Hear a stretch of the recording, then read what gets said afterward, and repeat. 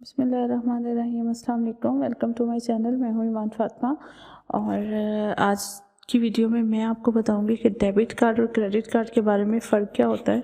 ठीक है, क्योंकि बहुत से लोग हैं जिनको क्लियर ही नहीं होता कि डेबिट कार्ड क्या है, क्रेडिट कार्ड क्या है। ठीक है, तो किस तरह से आप डेबिट कार्ड और क्रेडिट कार्ड का फ़र्क कर सकते हैं और अगर आपने अप्लाई करना है तो क्या क्या उसकी रिक्वायरमेंट्स हैं, मैं उसके बारे में आपको बताऊँगी।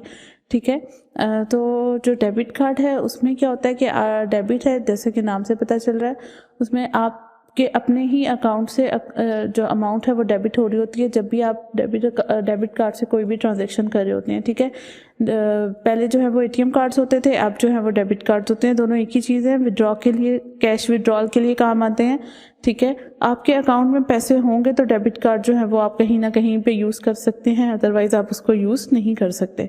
ठीक है, अगर आपका किसी भी बैंक में अकाउंट है तो आप डेबिट कार्ड के लिए एलिजिबल होते हैं, आप वहाँ जाकर अपना डेबिट कार्ड जो है वो अप्लाई कर सकते हैं। ठीक है, तो ये होता है डेबिट कार्ड। और अगर आप जो है वो इसी तरह अगर हम लोग क्रेडिट कार्ड पे आए तो क्रेडिट कार्ड में बेसिकली क्या होता है कि आप बैंक के जो है वो लोन मतलब दे रहे होते हैं। बैंक आपको एक लोन पे कार्ड दे रहा होता है और आप उस फैसिलिटी को यूज़ कर रहे होते हैं। एक लिमिट होती है, उस लिमिट तक आपको यूज़ करना होता है और उसके बाद अगर आपने वापस वो लिमिट हासिल करनी होती है तो आपको पहले पिछले पे करने पड़ते हैं और उसके बाद करते हैं आप। ठीक है, तो जो भी आप क्रेडिट कार्ड में अमाउंट यूज़ कर रहे होते हैं उसको लेटर ऑन आपने पे करना होता है। ठीक है, तो एक का प्रीपेड वाला हिसाब हो जाता है कि ऑलरेडी इसमें अमाउंट होती है, पहले अमाउंट होगी तो ही आप उसमें से डिडक्शन कर सकेंगे, उसको यूज़ कर सकेंगे। लेकिन दूसरे वाले में क्या होता है कि पहले आप जो हैं वो उसको यूज़ करते हैं और उसके बाद आप उसके अगेंस्ट जो है वो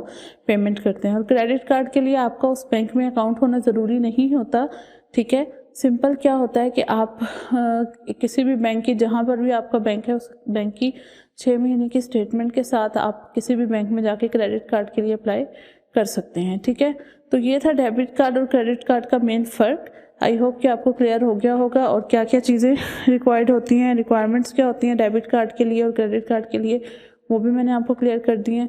आई होप कि आपको क्लियर हो गई होगी।